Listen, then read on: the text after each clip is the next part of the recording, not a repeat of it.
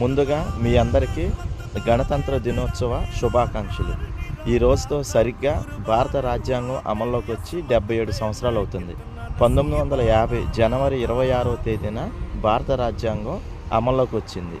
నేటితో సరిగ్గా 77 సంవత్సరాలను పూర్తి చేసుకుంటుంది. కానీ ఈరోజు చాలామంది జెండాను ఎగరేస్తారు, రాజ్యాంగం యొక్క గొప్పతనాన్ని 10 మందికి తెలియజేస్తారు. కానీ రాజ్యాంగానికి మాత్రం ఎవరు లోబడి ఉండరు. భారత రాజ్యాంగం ఏం తెలియజేస్తుందో దాన్ని మాత్రం ఎవరు పాటించరు. భారత రాజ్యాంగంలో ఆర్టికల్ 25 ఏం తెలియజేస్తుందంటే, ఏ వ్యక్తి అయినా తనకు నచ్చిన మతాన్ని స్వీకరించవచ్చు, ప్రాక్టీస్ చేయవచ్చు, ప్రచారం చేసుకోవచ్చు. కానీ ఈ రోజులో చూడండి, మతోన్మాదులు, క్రైస్తవుల పైన దాడులు, ముస్లిమ్స్ పైన దాడులు, చర్చిలను కూల్చివేయటం.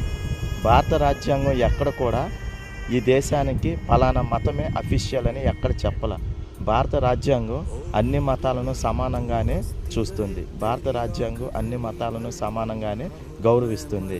కానీ వీళ్ళెవరు కూడా భారత రాజ్యాంగాన్ని గౌరవించకుండా మొక్కుబడిగా జాతీయ జెండాలను ఎగరవేస్తున్నారు.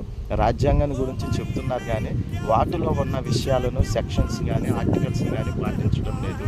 కాబట్టి ఈ గణతంత్ర దినోత్సవం నుంచైనా మీరందరూ కూడా నిజంగా మీలో దేశభక్తి ఉంటే, మీరు రాజ్యాంగానికి లోబడి వ్యక్తులైతే మీ తోటి క్రైస్తవులను కానీ, మీ తోటి ముస్లిమ్స్ కానీ, మీ తోటి ఇతర మతస్థులను కానీ అందరినీ కూడా సమానంగా చూడండి. ఎందుకంటే భారత రాజ్యాంగమే అన్ని మతాలకు సమానమైన స్వేచ్ఛను ఇచ్చింది. కాబట్టి భారత రాజ్యాంగానికి లోబడి వ్యక్తులైతే మీరందరూ కూడా మీ తోటి మతస్థులను గౌరవంగా చూడాలని, వారి మీద ఎటువంటి దాడులు కానీ, హింస చేయకుండా అందరూ కూడా సోదరభావంతో కలిసిమెలిసి జీవించాలని మీ అందరికీ ప్రేమతో తెలియజేస్తున్నాను.